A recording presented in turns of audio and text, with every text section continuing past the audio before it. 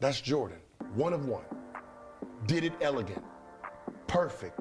He was the face of just elegance all the way around, how he moved, how he did it. LeBron, he was we'll say a Hummer truck. Right?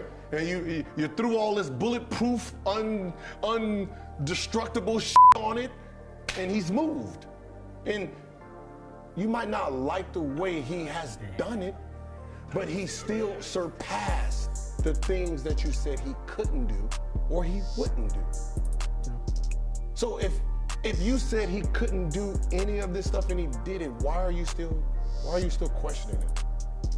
And that's the thing I don't get. Like, look, it's the age we live in, girl. Like, it's just one of those things where what else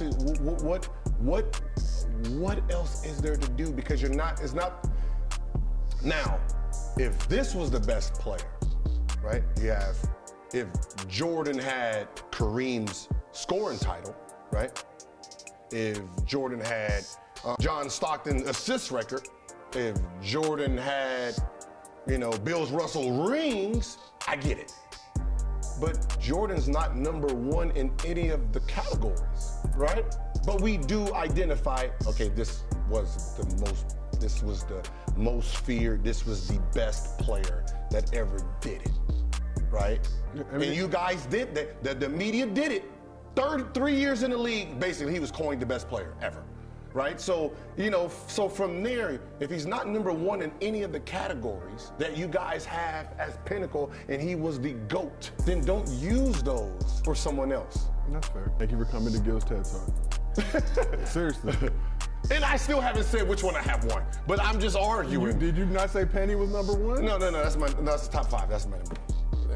But this is the thing, you might tell me Penny, I'm like, oh, Gil, you crazy. Why? Because I remember Penny coming up to Pauley Pavilion before he got drafted in the Mississippi State shorts, 6'7", doing what he was doing out there.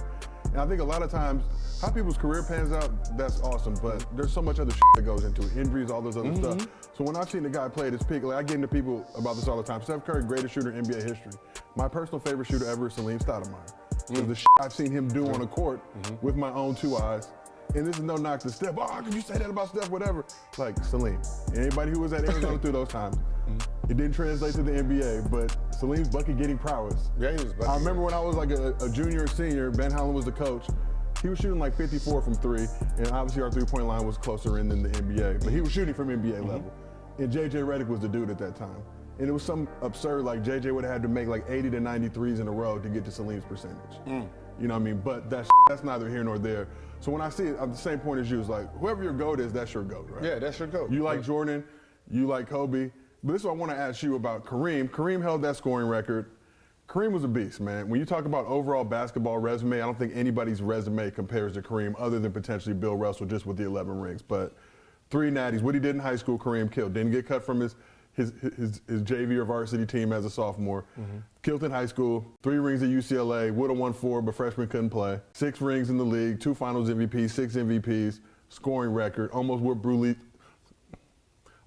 Bruce Lee's ass in Game of Death. Came very close. Probably one of I got to put that up there. Because almost got him, if not for some janky editing and screenwriting. They talk about scripts now in the NFL and NBA. There was a script in that. But why doesn't Kareem get the love that he deserves? And even seeing him at that game, like I'm a UCLA guy, so I feel like Kareem had a bad reputation for 2 reasons. When he became Muslim,